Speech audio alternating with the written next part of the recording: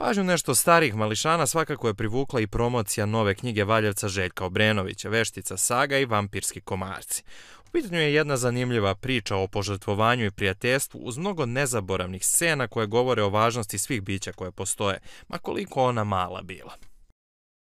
Pa to je specifična situacija jer u nekom trenutku sam odlučio da napišem svojoj ćerkici za rođendan kao poklon knjigu bez ikakvih nekih ambicija i želje i namere da uopšte to nekad izdajem, osim u jednom primjerku koji sam želeo da odštampam i ukoričim njoj kao poklon za rođendan. Naravno, tu ideju sam došao prekasno, jedno mesec dana pred rođendan i onda sam krajnje fanatično prionuo na posao da to stignem da uradim i bukvalno sam svako veče pisao u određeno vreme, uz određenu muziku, određeni vremenski interval i za 21 dan sam napisao 21 poglavlje, ostavljajući sebi još nekoliko dana lufta da to ispeglam, sredim, doradim i da to dođe i da stignem da to odštampam i ukoričim. Kada sam pročitao njoj knjigu, još je bila mala da sama čita, i kada sam vidio koliko se to njoj dopalo, onda sam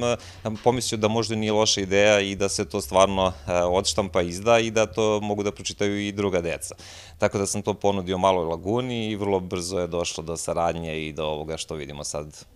Pa rekao bih da jeste specifična, jer s jedne strane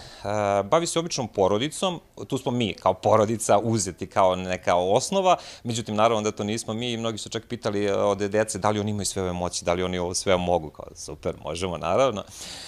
Da, to ćemo, ostaće među nama. Tako da, to je neka, čini mi se, glavna razlika, što je poprilično utemeljena u realizmu i toj nekoj porodici sa svim tim porodičnim odnosima, u onom što mnogi mogu da prepoznaju i deca i odrasli, a sa druge strane je smešteno u krajnje fantastični jedan svet gde se od stranice do stranice dešavaju najneverovatnije stvari i ja sam sam sebe zapanjio šta je to počelo iz mene sve da izlazi i šta sve može da izađe i opet, čak sam se zapitao u jednom trenutku i da li je ovo previše i da li će deca to moći da razumeju i isprate, međutim, do sad niko se nije žalio, tako da očigledno sam uspeo da uđem u glavu deteta, nadam se. Zanimljivo je što opet dok sam pisao knjigu nisam toliko razmišljao o nekim knjigama za decu koje sam ja čitao dok sam bio dete, više sam razmišljao o nekim stripovima upravo koje sam čitao ja kao odrastao i koji možda i nisu skroz za decu, ali su recimo neki superherojski stripovi prilično maštoviti i onda mi je tu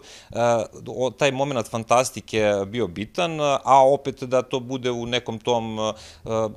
u nekoj sferi interesovanja dece i dakle da ono što deca vole u knjigama, fantastiku, otkrivanje novih svetova, nešto maštovito.